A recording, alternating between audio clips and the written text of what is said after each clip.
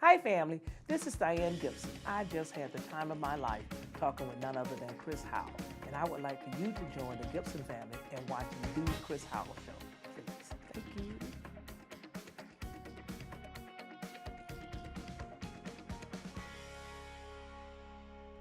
Hello and welcome to the show.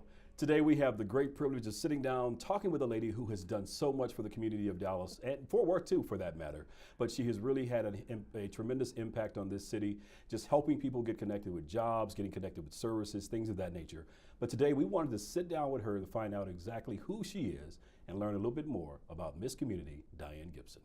Dianne Gibson, welcome to the show. Thank you, Chris, for having me here. Absolutely. This is a pleasure because you have done so much for the community of Dallas. And again, I must add Fort Worth as well, because what you do, it reverberates around this metroplex and it helps so many people. Let's start by first of all talking about who is Miss Community? Who is Dianne Gibson? Tell us who you are. Well, I can tell you who Dianne Gibson is first. Yes. And Dianne Gibson is Doc's baby girl, God's child, Damara's mama. Yeah. And now I have 3 grandkids. So they told me I have to say who they are. And so you named everyone else. You have to. They were like, you have to tell them who we are. Yes. So I am the grandmother, and they call me Grandee. Okay. Of Lamaris, Nathaniel, and Ariana Dianne Gibson. Yes. And so the legacy will continue. There you go. And that's important. And we're going to talk more about your legacy here in just a moment. Let's talk about, you said Doc's baby girl. Yes. Let's talk, that's your father. And that's you always affectionately refer to your father when you're on the radio and other media appearances. Let's talk about you being daddy's girl and what that means to be daddy's girl. Oh my God, that was the joy of my life, even though my father has since crossed over. But I am the youngest of 5. But I still knew I was Doc's baby girl. Yeah. I also knew I was the baby. I was his mama's baby. Yeah. He had only 1 brother, and I was his baby, even though he had 12 kids. Now, how did they feel about that? They knew that she was the favorite niece. Everybody kind of knew that Diane was everybody's favorite. My family has just been wonderful, and even if I'm not the favorite, they make me think I'm the favorite. Hey, that's important. At least make me feel good. You know? They make me think that I'm the favorite, and so I enjoy that. I love my dad. It's been 10 years now, and it's still not easy. Yeah. But God has given me strength to endure it. I used to tell him I didn't think that I could ever live without him. Yeah. And Pastor Cullen would always tell me that is so selfish of you, because what make you think he could live without you? Man. And so, but my dad was, nobody would ever believe it, but he was a quiet man. Mm-hmm. He wasn't a man that talked a whole lot. He was a Baptist preacher, a farmer, 4th grade education, and just went about his business doing what he knew what he needed to do. Yeah. Excellent provider. I don't remember a time that my father was absent in my life. Mm-hmm. And most people always say, well, did she have a mother? Yes, I did, and I very seldom tell this story, very seldom. But my mother was married to my dad at 19, and actually left me at 6 months old. She left me and my older sister locked in a closet, and she passed right by his job. He was working for Seabreeze Coastline at the time, and passed right by his job. She said she took a brand new station wagon, $2,500 in cash, and she went back to her dad. And my dad I don't think he ever forgave her for that, for the fact that you would leave your baby in a closet. Yeah. And so it was interesting. She was only 7 miles away from me, but I only saw her maybe twice my whole life. And by the time I did see her, she did explain to me at 21 that it wasn't that she didn't love me. She went on to have 6 other kids. And so she told me it wasn't that she didn't love me, but that if she had taken me, that my father probably would have really did some seriously harm. Yeah. And so I kind of believe, because my dad never allowed me to spend the night with anybody but his grandmother. Okay. And so people were more than welcome to come stay with us. Right. But Diane couldn't go stay with them. Yeah. So I kind of was inclined to believe that if you could have probably taken the whole house, the car, all the money, and he would have been fine if you had just left Diane there. Now, he didn't like the way you left me, but he was okay with the fact that you did leave me. Okay. And so for that, I'm grateful. I love her because of it. I am eternally, and I told her my mother died too. It's in fact, a cervical cancer, so she actually crossed over before he did. I was 21 when she died. But I wouldn't have had it any other way. If God had said, could you rewrite this and do it a different way, it would have been the same. My dad was all that in 3 bags of chips. Man. And so Libby Lee always says, Diane, I would love to hear what some of the other women had to say about your dad. Yeah. And I'm like, they probably didn't feel the way they did about him that I did, but as far as a father, he was the best. He was the worked 6 days a week, but on Saturday, that was our day. Whatever we wanted to do after we cleaned up house, after we did everything we were supposed to do, that was our day. And that meant us riding our swing bicycles and him on his Harley Davidson. We never could figure out why he was on a Harley Davidson and we was on a swing bike. Hey. Hey, you couldn't go quite as fast or something, I don't know. So we would always, our trip was, my grandmother stayed 7 miles from us. And so we would always ride with him on his Harley Davidson and us on the swing bikes, but we would always go over to my grandmother's house. There you go. And so that was our treat for on Saturdays, or either we was in the country, so we would call it go to town. So he would always give us some money and go to town. But even though he would give my other sister and brother some money, I would stay with him because I'm like, okay, I can get the money, but if I'm with him, I ain't gonna spend it because he's gonna spend by You had everything. worked out a plan at that young an age. I always had a plan. And at that young age, you're holding on to your money and spending dad's money. Yes, because I knew he would do it. You're helping us as dads to understand when our daughters are trying to play us. Yeah, because I used to play him real bad. Even after I got up and went to college and went off to school, all I had to do was go quiet on the telephone. Because I couldn't hang up on it, because he would always say, if you hang up, I'll be there for the phone hit the receiver. Now, I knew that couldn't happen, but he had that fear in you that they probably could. But he couldn't stand it. So if I would ask him for something, he'd say, well, I don't know. I said, okay. And I'd hang up. And so I just stand there. I'm like, about 30 more minutes. Phone's going to ring. Phone's going to ring. So you want to go to Western Union and go?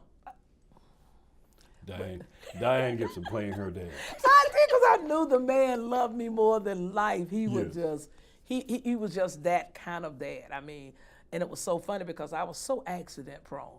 So every time I would hurt myself, my dad would always scrub me and clean me up and tell me, Diane, God has a plan for your life. I don't know why you're trying to kill yourself, but God has a plan for your life. So please be careful so you can carry out that plan. But he always instilled in me, Diane, God has a plan for your life. And I thought that was just so amazing that he would always tell me, no matter what I did, Diane, God has a plan for your life. And being a preacher, you know, everything he said was scripture-based. Right. And so he just, I don't know, he just had, and I always tell everybody because he had such wisdom. And he had all kind of sayings. The one that I really love, him and his grandmother, him and his mother would always say, my grandmother lived right next to a pond. And so late at night, we would always hear these frogs just ripping. And I tell grandmother, I said, why do they make so much noise? And she would always say, baby, it's a poor frog don't praise his own pond. Man, that's good. Yeah. That's going to send us to break because I want to learn more about the plan that God has for your life when we come back. Okay. More with Dianne Gibson in just a moment. Stay with us. Okay, so what would you bring to my company? What do you need? I need problem-solving skills. I got through high school without a car, a phone, or a computer. No college degree, though. Not yet, but life's taught me a lot, and I'm ready for more. Well, you're not the typical kind of candidate that I hire. But you are exactly what I'm looking for. Your company could be missing out on the candidates it needs most. Learn how to find a great pool of untapped talent at gradsoflife.org.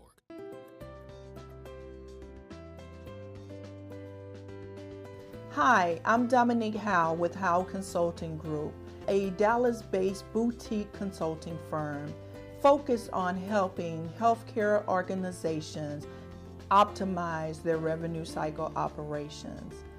I know that we are going through a huge game changer in healthcare. So CFOs, if you are in need of a healthcare consulting firm to help you optimize your revenue cycle, help with your cash acceleration project, or manage the impacts of ICD-10, please consider Howell Consulting Group. Our contact number is 214-760-1211. Welcome back. We're having a great conversation with Miss Dianne Gibson, also known as Miss Community here in Dallas-Fort Worth, and Doc's baby girl. It's been a great conversation so far. We've talked about your dad. We've talked about your upbringing. Now let's get into this plan that God has for your life. For the last 11, 12 years or so? Almost 12 years. Almost 12 years, you've been down at the City of Dallas Community Courts. Right. Let's talk about your work there, because it is that where I think most folks have come to know you from, and how you have shared such great information. How did the position at the courthouse come to be, and let's talk about what you do there. Now, when I tell you that was a blessing, that was really a blessing. I actually started out at Dallas County Health and Human Services, where I administered the CAP program. Okay. Well, let me back up, because I worked at Judge Ellis Court as well with Frank Crowley. And so I did that part first, and then once I transitioned from that, went to the CAP program, where I was over the Comprehensive Energy Assistance Program, Okay. where I paid up to $2,500 per household. That was like a $4.2 million grant, and a staff of 28 people. Yeah. And so I administered that, went from there to Dallas County Community Action, where then I actually had a staff of, I think it was like 32 people, and 7 social service centers, 3 community centers, 2 restaurants, and that was the staff that I actually had the privilege of actually being the director of. Okay. From then I went to K104 for a brief moment, and it was there at K104 that I was hoping that, I'm gonna get this big break, I'm gonna get a morning show, I'm gonna do all of that, and I thought I was gonna go live, but that's not the plan God had for my life. Yes. And so it was so amazing. But Sandra, a girlfriend of mine, I used to date her brother. And after we broke off, we still was good friends. And Sandra was actually offered the job first. She was offered the job as the community courts manager. And Sandra, and which is so unheard of, that Sandra decided, no, this isn't my job. This is Dianne Gibson's job. Man. And she actually told Roxanne, who was at the time doing the hiring, the assistant city attorney, she told her, no, this isn't my job. This job is for Dianne Gibson. Man. Sandra took 3 days finding me, because I was off in Houston helping then the late George Sam Brown with Unlock the Vote campaign. And so when I got back, she was like, Diane, there's this job, this is for you. It was created for you, and it was the community court manager. And that was June will almost be 12 years ago. Man. I said, now that is God. Yeah. When somebody not only refuse a job, but then recommend you for the job. Absolutely. And so Sandra was just that kind of person. She's still at Frank Crowley now. And so I've been there since June 29th will actually be 12 years with the city attorney's office. We started out with community court with 1 court in South Dallas at the Martin Luther King Center. And now we've gone from 1 court to now 3 courts, and getting ready to, thanks to Councilmember Gates and Councilmember Adam Magoo, we're getting ready to open our 4th court. Man. And so let me briefly tell you about community court, Yes, because please. community court is different. Community court is a Class C misdemeanor court, but it's different. One thing about community court is what they call a specialty courts, but it's also swift justice. Within 7 months, within 7 days of you getting your citation, you actually have your court date then. It's quality of life and code violation. Those are the cases that we hear.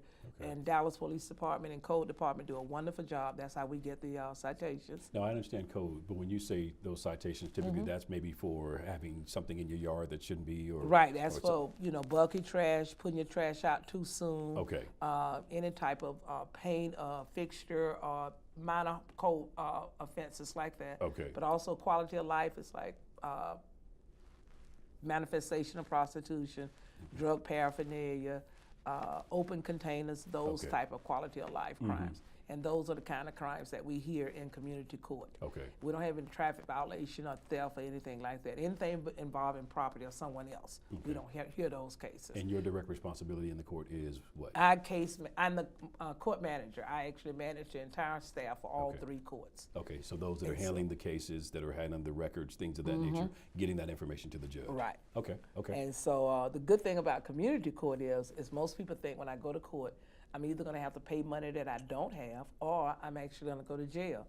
Community court is so different. That's why I love it. It's because once you enter a plea of no contest or guilty, that's when the help begins, because you now will see a caseworker that will do a full assessment on you. Because I honestly believe that people do want help It's the problem is trying to work through all of the paperwork and everything to get the help they need. Right. And so once that caseworker does the assessment, everything is assessment driven. So if you're looking for a job, we help you with that. Okay. If it's housing, we help you with that. Addiction, we help you with all of that. So whatever that need is, either we will help you directly or indirectly. The one part of the program that I love, thanks to Don Williamson and Foundation for Community Empowerment with John Edmonds, they were able to give us a grant. So now we can actually help you get your identification. We can help you with food vouchers. We can help you with minor things like that, because most of the time, I always tell people, don't nobody want to go around showing how to get a job and you have to show your get out of jail card. Right. It makes them feel better to have a Texas issued ID. So Okay. we help them with that. And So let me ask you though on that. So this assistance, is this assistance only for folks who have come to your court through a citation or something? right, you have Okay. to have a citation, and we call them the V citations. Okay. And so you have to have a citation, but once you come in, that's when your help began. And even now we have a drug docket. So thanks to SAMHSA, we now have a drug court as well. So if a person come in that's a high risk, that means they're drug, alcohol, they have some mental problems or what have you, any type like that, we pay for the treatment now. So you can either do inpatient treatment or you can do outpatient treatment.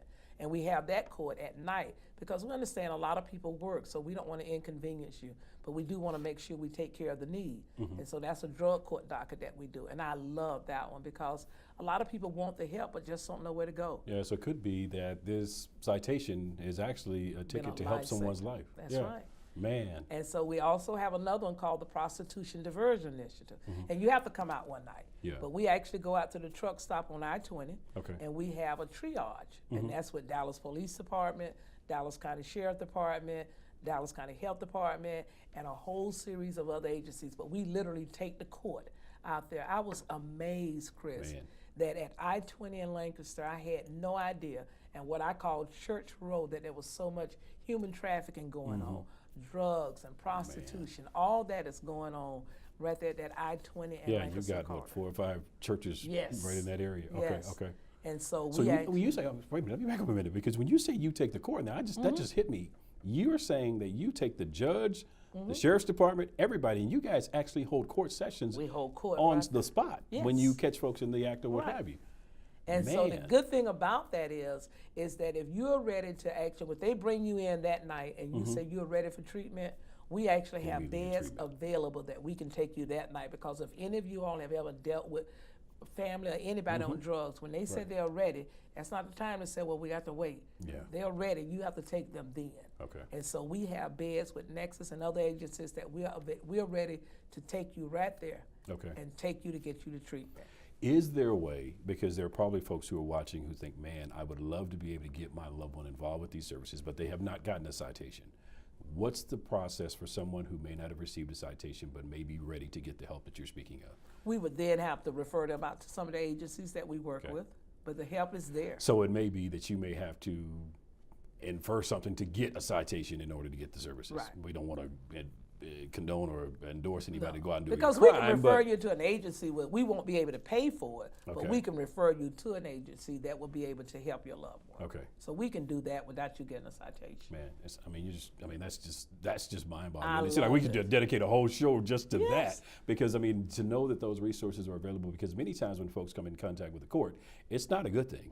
It's not a life-changing situation to help you to become a better citizen. Most of the time, it's to send you into a facility or something of that nature. So it's And great that's to hear why I that you guys always do tell people, I said, I always tell whenever we open a new court, and they're like, oh, it's taking a little while to get it started. I said, that's because you have to go out and educate people. Yeah. Because most of the time, like I said, most people think court, either I'm going to jail Yeah. or I'm gonna have to pay money I don't have. And here's the good thing we love about community court is that if you don't have the money, we always gonna take money. But if you don't have the money to pay your fine and court costs, you get to do community service. Man. And you get to go back into that very same community where you committed the crime. That's where you do the community services. Man. So that could be mowing lawns for our elderly and disabled. That could be minor home repairs, painting, cleaning graffiti, trash tag, mowing vacant lots. Those are the things that we do in community service. But now the good thing about that, I love this part, is that we actually give you a hot meal.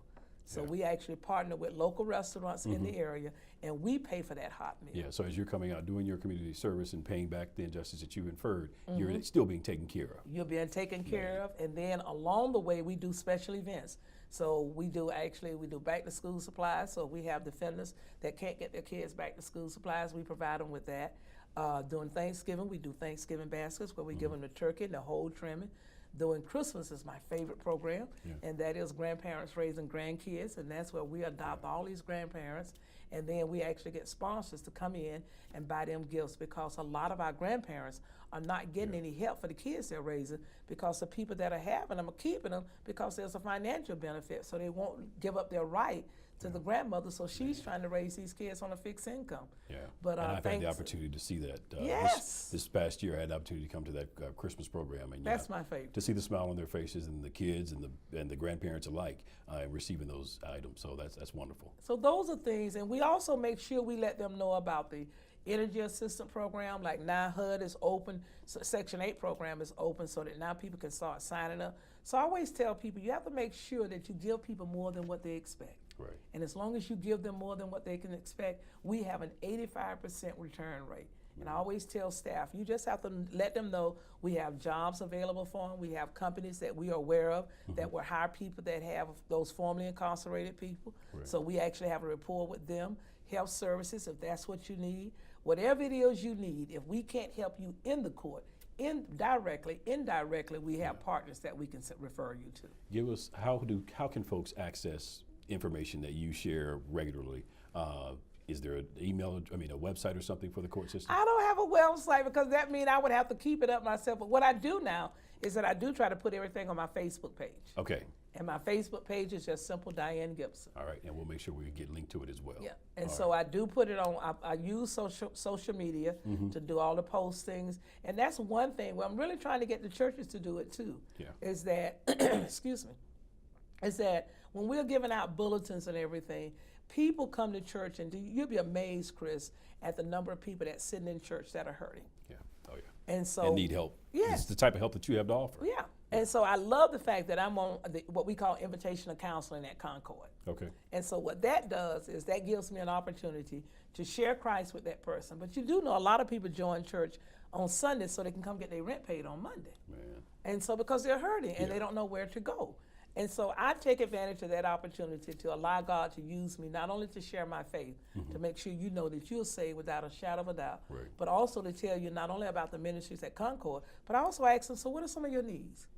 And if they tell me it's rental assistance, if they tell me it's housing, I take advantage of that opportunity to Right. give them all the information that they need then, because then it takes a lot off of the church as well, because now there are other agencies.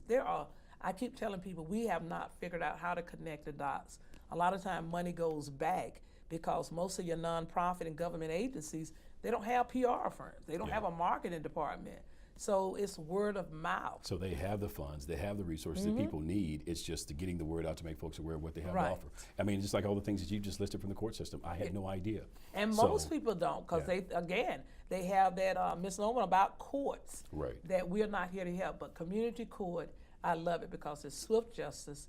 It's actually here to help. We give back to the community, and the whole purpose of us being there is to make a difference in that community. So we have a graduation, and when we actually, I love it. The South Dallas court, most of our clients are, about 85% that are homeless. Yeah. And so I love this part. I can always tell on the court when it's a graduation time. Yeah. I walk out there and they all dressed up. Yeah. And I'll tell them, it must be graduation. Yeah. They're excited. You're excited too. Yes, and they are. We give them a certificate. Yeah. The Judge Cheryl Williams will take a picture with them. Yes. And thanks to different companies, we always we'll give them mugs or we'll give them bags. And most of my friends that all travel, one of the things we love doing is all our toiletry that we just throw away and everything. I tell everybody that travel, give me your toiletry. Yeah. Because what you're throwing away is somebody else's treasure. Okay. And so what I have staff to do is put it all in plastic bags, and we just put it in a little plastic bag and we give it to them. Man, that's good. And so, So what we want to do is we want to link folks to your Facebook page because we want to give them an opportunity. There may be folks who are watching who want to participate in some way by maybe donating items that you may need to be able to give to these folks during their graduation period. So we'll make sure we link to your Facebook page. thank you. Coming up, I mean, you've done so much to help so many people. Coming up in just a moment, though, I want to hear more about you and how you would like for folks to be able to help you and remember you. Okay. More with Dianne Gibson in just a moment. Stay with us. Morning, Gary. We are GetSchooled.com. You want a college education, don't you? You know you do. Yeah, but I don't know where to start. That's why we're here. We're free, handsome, I think we're breathtaking. and here to guide you through every step of the way, starting with attendance. Gary, financial aid forms. Biology homework, G. I got this. Is that Bran?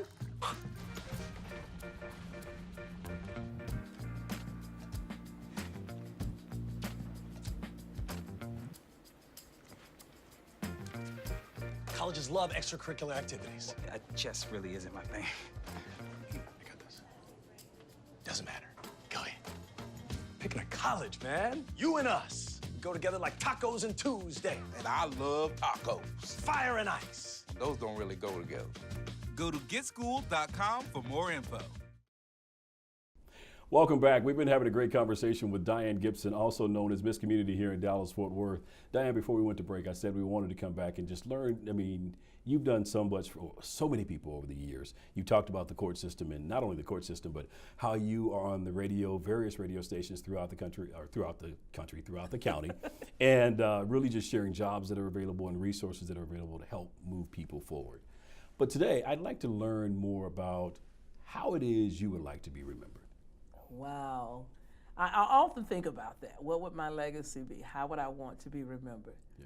The one thing I want to be remembered is that I was somebody that enjoyed life. Yeah. And I do. Oh my God, I enjoy life. The highlight of It shows every time. I mean, you are. I mean, you really have a great personality. I enjoy life because the thing about it is most kids are messed up adults because they started out as messed up kids. Man. I had a wonderful childhood. I had a loving father, a loving grandmother that took time with me and allowed me to have my faults. I never forget my grandmother would always tell me, because I had this thing about, because I didn't think my legs was big enough for my body. Man.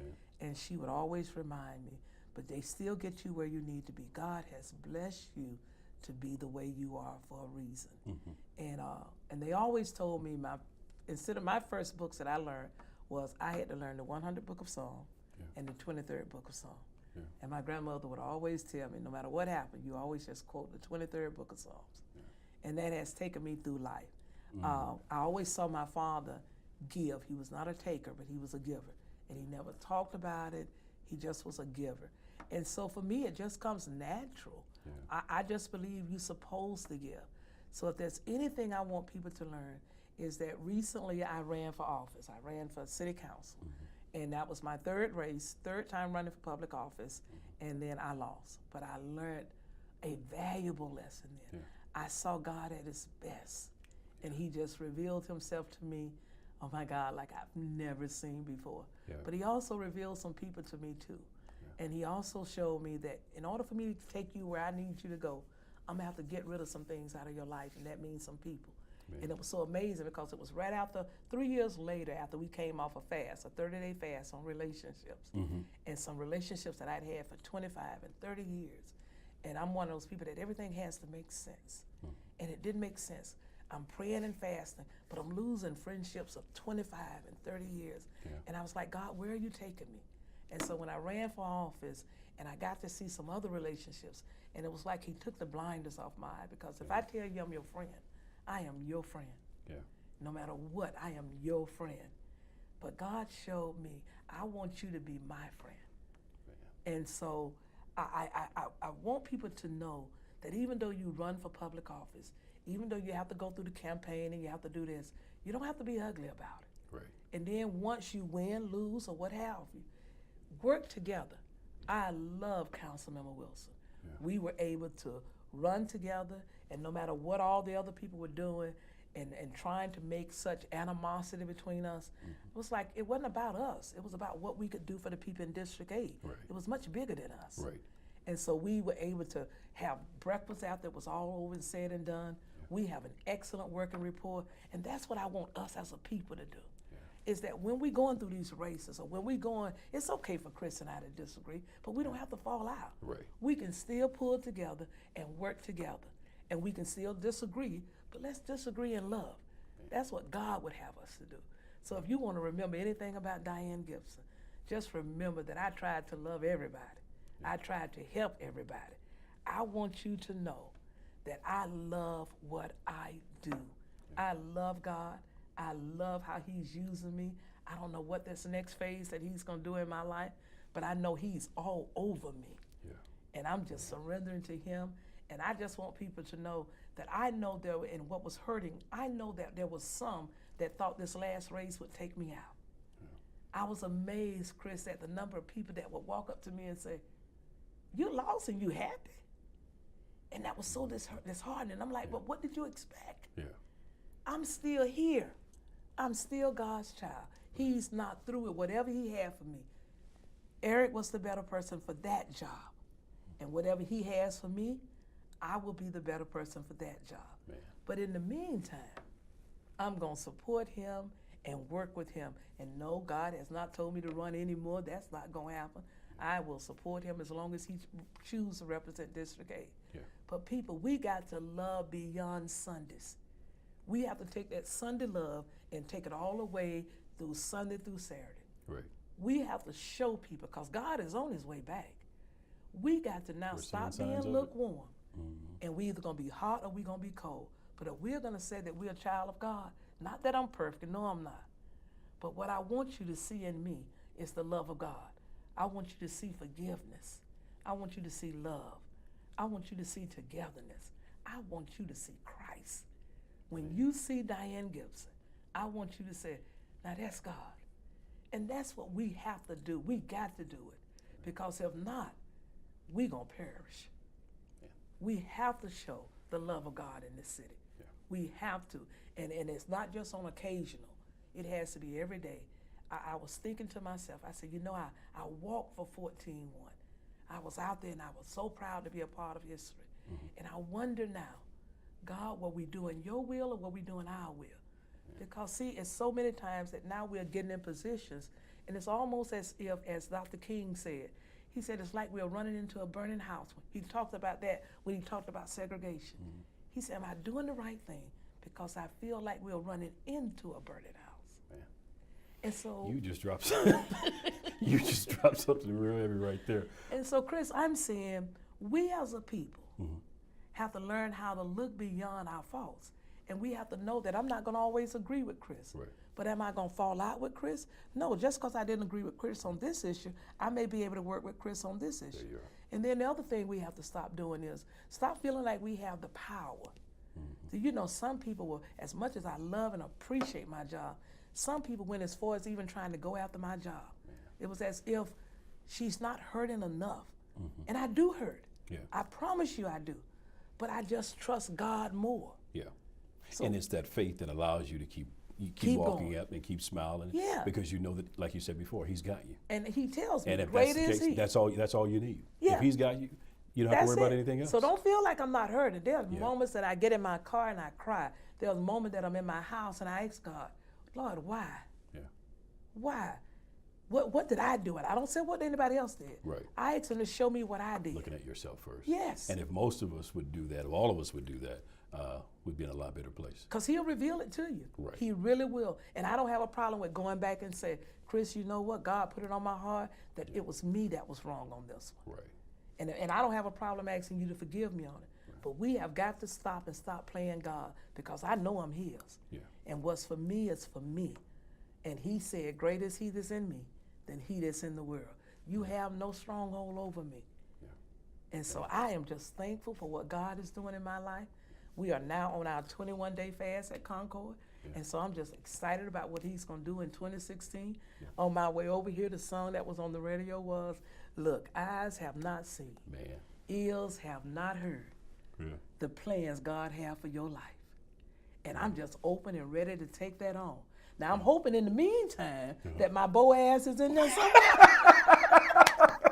So you had to work that in there too. I had to work that in there. Pastor Cullen keeps telling me, Diane, if you don't leave God alone about your husband, I'm not going to do that. God, I'm okay with everything I'm else. okay with everything But just make else. sure the man is on the way too. That's right. And I'm enjoying the journey. I am having a ball. Yeah. But I am so ready to be married. I am ready to be Boaz's wife. And Okay, so Boaz, if you're out there, you've been praying, she's been praying. Make It's sure time y'all for us praying to to the be. same God and hook up. But Chris, thank you. I have to tell you that you have always, we are not friends that call each other on the phone. Yes. But Chris, the one thing I've always loved about you, whenever I've called you, all you wanted to know was, Diane, where do I need to be? What time do I need to be? How can I help? You have been consistent about that. you.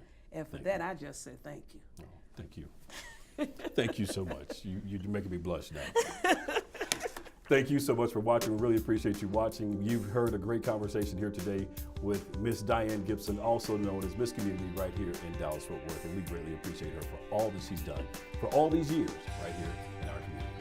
Thanks again for watching.